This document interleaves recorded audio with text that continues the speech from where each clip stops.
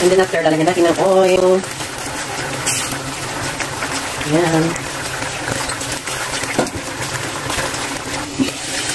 Ayan siya. Lumabas na yung oil niya. So, tama lang yung oil na nilagay ko. Pero lumami siya dahil naman ang langganisa. Lumabas na rin yung pinakalamis niya.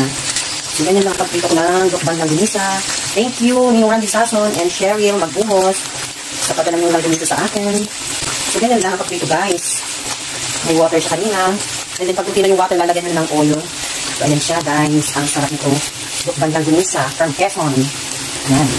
So, pang tip din, guys, is, dapat pag wala na siyang water at oil na lang yung natitira, slow fire lang nyo siya. Para hindi matalamsik at saka hindi kumapit sa kawali. Ayan. So, ito na siya, guys, ang ating dukbang langganisa. Luto na siya. So, yan lang. Ganyan lang ang pagluluto. At for sure, perfect na.